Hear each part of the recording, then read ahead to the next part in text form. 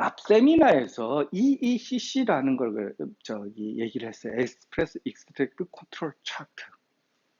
자, CBR에 따라서 라인이 커지고 농도를 알면은 수율을 뽑아내는 테이블을 차트를 앞 세미나에서 얘기를 했었습니다. 근데 앞 세미나에서 굉장히 재미있는 현상이 나타났는데요. 뭔가 하면은 제가 뽑았던 커피들이 수율이 다 낮아요. 16.62, 16.55, 16.19.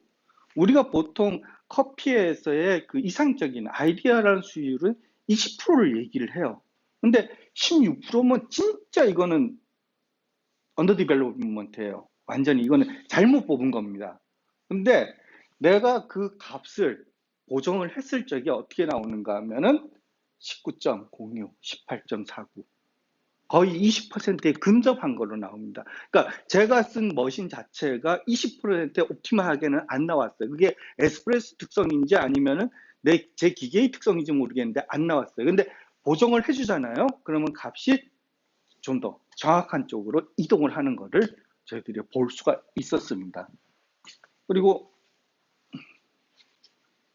한 가지 더.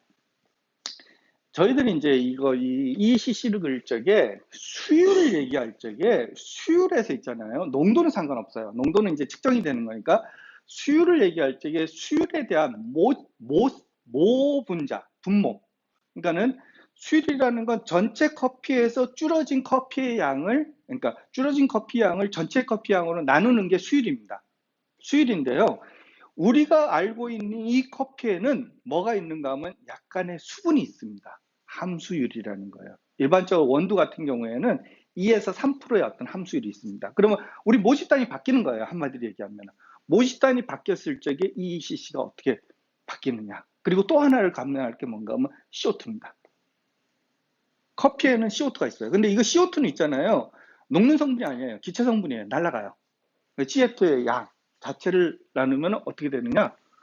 뭐 여기 19.06%가 19.80%로 약간 더 올라가요. 올라가는데 이거는 이제 그 MC3.0하고 CO2가 0.7%가 있다라는 어떤 이거는 원도마다 다 달라요, 사실은.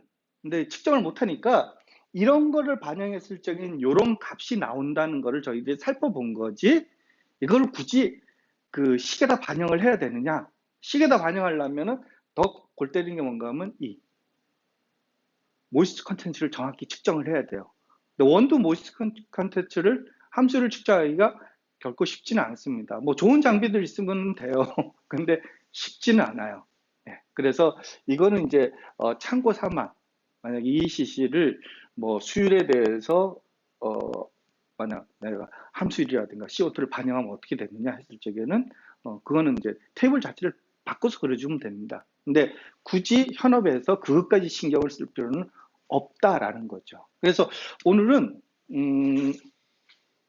오늘은 그 우리가 주로 쓰는 에스프레소 측정에 주로 쓰는 이제 농도계, 굴절계라는 농도계를 이용해서 측정했는데 실제적으로 이 측정값에 대한 어떤 갭이 생기고요. 거기에 대해서 어떤 보정을 해줘야 하는지를 갖다가 전체적으로 한번 살펴봤습니다.